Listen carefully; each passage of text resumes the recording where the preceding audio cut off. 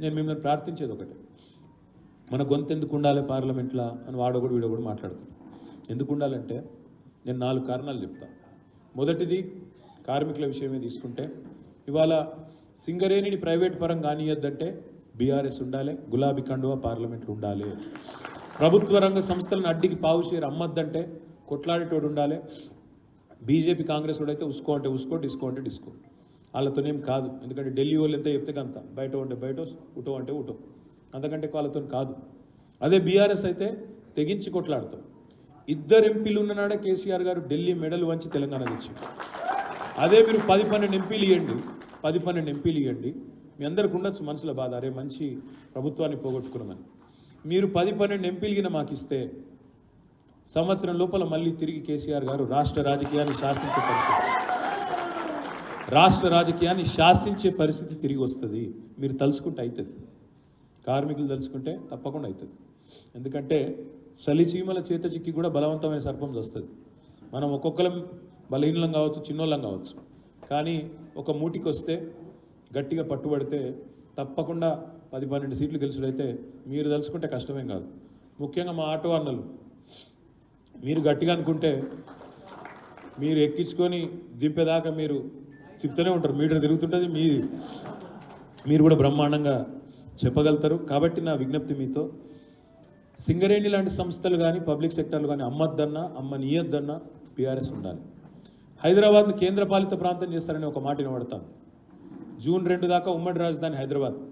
ఆ తర్వాత ఎందుకంటే ఇక మోడీకి పట్టు దొరకలేదు ఇక్కడ, కాబట్టి ఏంటంటే అవసరమైతే కేంద్ర ప్రభుత్వం దీన్ని కేంద్రపాలిత ప్రాంతం చేసి మళ్ళీ లెఫ్టినెంట్ గవర్నర్ని పెట్టి మొత్తం అంతా కంట్రోల్ అంతా వాళ్ళ చేతిలో పెట్టుకోవాలి, జుట్టు వాళ్ళ చేతిలో పెట్టుకోవాలనేది వాళ్ళ ఆలోచన.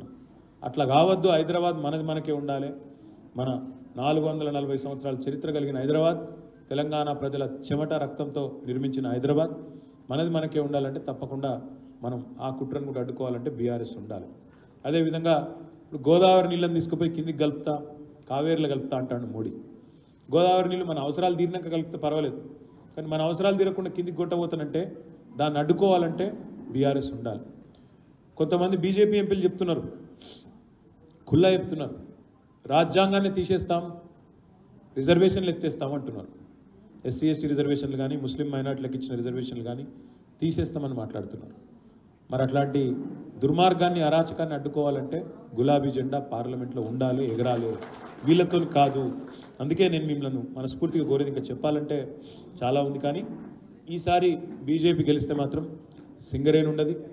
ఈసారి బీజేపీ గెలిస్తే నవరత్నాలు ఉండయి, మహారత్నాలు ఉండయి, ఏ రత్నాలు ఉండయి, అన్నీ అమ్మేస్తాడు. వాళ్ళ దోస్తుకి ఇష్టమైన దోస్తుకు మొత్తం కట్టబెడతాడు. మళ్ళీ పైసలు కూడా వేరేటోళ్ళే కావు, మీ పైసలే పెట్టి మీ వెళ్తా మీ కంటనే ఓడిపిస్తాడు. మీ ఈపీఎఫ్ పైసలే, మీ ఎల్ఐసి పైసలే, మన దగ్గర పెట్రోల్ డీజిల్ మీద దోచిన పైసలే వాళ్ళ పెద్ద పెద్ద దోస్తులకు వాళ్ళ జేబులలో పెట్టి మళ్ళీ వాళ్ళతోనే కొనిపించి ఇంత అద్భుతమైన నాటకాన్ని మోడీ గారు తీసుకొస్తారు.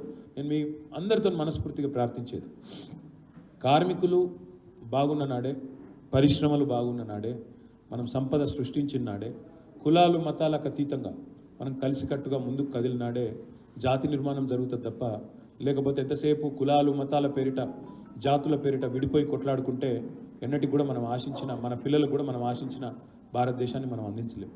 దయచేసి మీతో ప్రార్థన, కులము మతము జాతి అది అందరికీ ఉంటుంది. ఎవరు ఏ కులంలో పుట్టాలి, ఏ మతంలో పుట్టాలి మన చేతిలో లేని పని. కానీ ఇవాళ వాటిని అడ్డం పెట్టుకొని రాజకీయం చేసే సన్నాసులను మాత్రం ఒక అంట కనిపెట్టాలి, తప్పకుండా వాళ్ళకు బుద్ధి చెప్పాలి. చెప్పకపోతే ఎంతసేపు వీటిని అడ్డం పెట్టుకునే ఏ పని చేయకుండా వీటిని అడ్డం పెట్టుకునే తమ కార్యక్రమాలు నిర్వహించుకుంటూ ఉన్నారు. దీనికి అడ్డుకట్ట వేసి తప్పకుండా ఇటు రాష్ట్రంలో అరిచేతిలో వైకుంఠం చూపి గెలిచొచ్చిన కాంగ్రెస్కు కానీ, అటు 2014లో మోసం చేసిన బడాబాయ్, ఇప్పుడు ఇక్కడున్న చోటాబాయ్, బడాబాయ్ చోటాబాయ్కి ఇద్దరికి కూడా మరి బుద్ధి చెప్పాల్సిన బాధ్యత మా కార్మిక సోదరులే తీసుకోవాలని కోరుతూ, మీ స్ఫూర్తి మా సోదరుడు చెప్తున్నాడు, బీఆర్ఎస్ గవర్నమెంట్లో వాటర్ వర్క్స్ ఉద్యోగులకు కూడా హెల్త్ కార్డులు ఇప్పించినామని. చాలా చేసినామన్నా, ఇట్లా చాలా చేసినాం కానీ చెప్పుకోలేము మనం, అదో బాధ కాదు.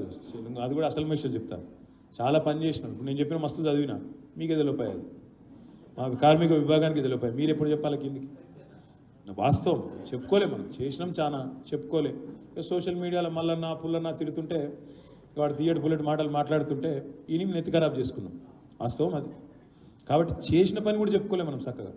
ఇప్పుడు చేయాల్సింది ఏంటంటే పోరాటాలు చేయడంతో పాటు చేసిన పని చెప్పుకోవడంతో పాటు రేపేం చేస్తామో కూడా చెప్పాలి. తప్పకుండా ప్రజల పక్షాన్ని నిలబడుతూ కార్మిక ఉద్యమాలకు కూడా నేను కూడా అండగా వ్యక్తిగతంగా ఉంటానని చెప్పి కూడా మళ్ళీ ఒకసారి తెలియజేస్తూ, నాకు కొద్దిగా ఆరోగ్యం బాగాలేదు కాబట్టి నాకు పోయేందుకు అనుమతి ఇవ్వాలని చెప్పి కూడా కోరుతూ, జై తెలంగాణ.